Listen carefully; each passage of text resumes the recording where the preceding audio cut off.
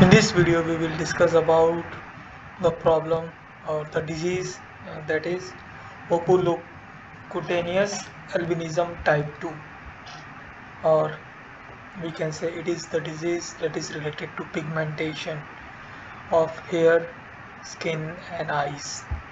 And there are two kind of conditions that people have identified. First one is tyrosine negative albinism, another is tyrosine positive albinism. So let us first understand what is the normal functioning in a healthy patient. So the tyrosine protein translation starts in the endoplasmic reticulum with the help when the ribosome binds to membrane of the endoplasmic reticulum, and as soon as or as the translation of this tyrosine is under process, the BIP chaperones bind to it.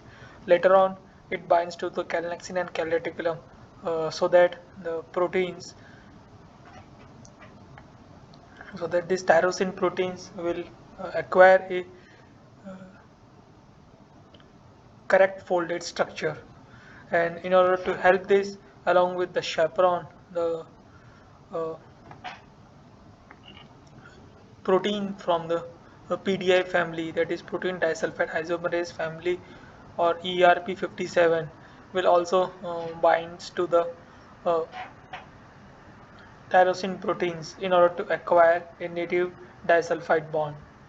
And after the protein has acquired a native structure, it will then move to the it will then move to the Golgi for further post-translation modification with the help of this OCA2 or TRP12, and final destination of this protein, that is tyrosine, is in the melanosome with the help of melanocytes. And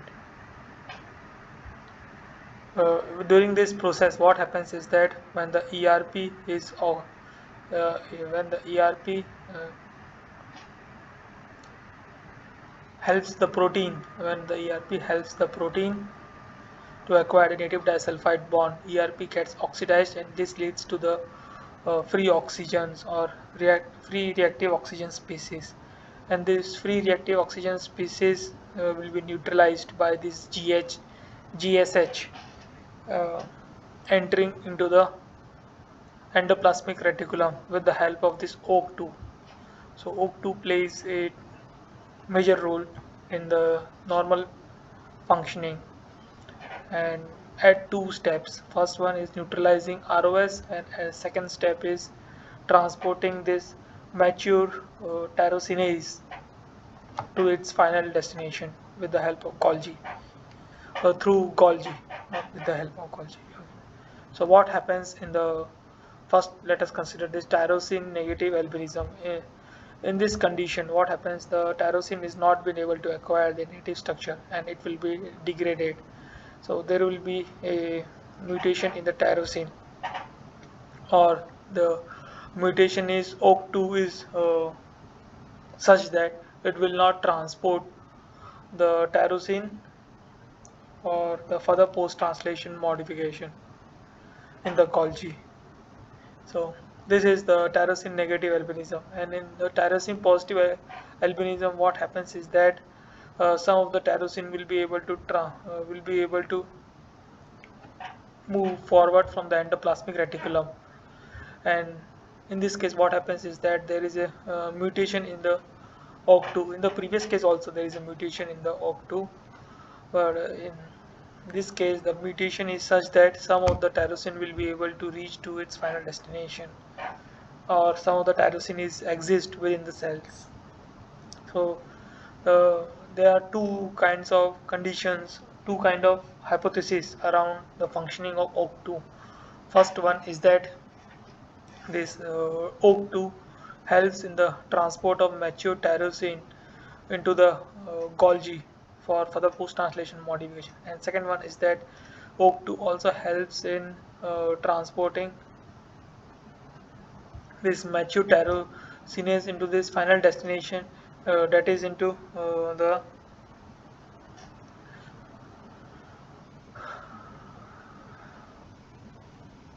that is into a separate organelle or melancosome organelle, and while doing so, what OCT2 does is OCT2 will helps in changing the pH of that melancosome organelle such that the tyrosine proteins become functional in that modified pH.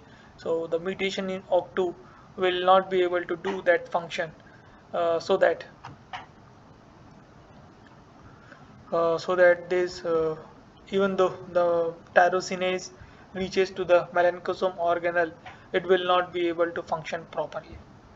And additionally, what problems it might cause is that during the process of uh, correct folded structure, during the process of getting the correct folded structure with the help of chaperone and this PDI,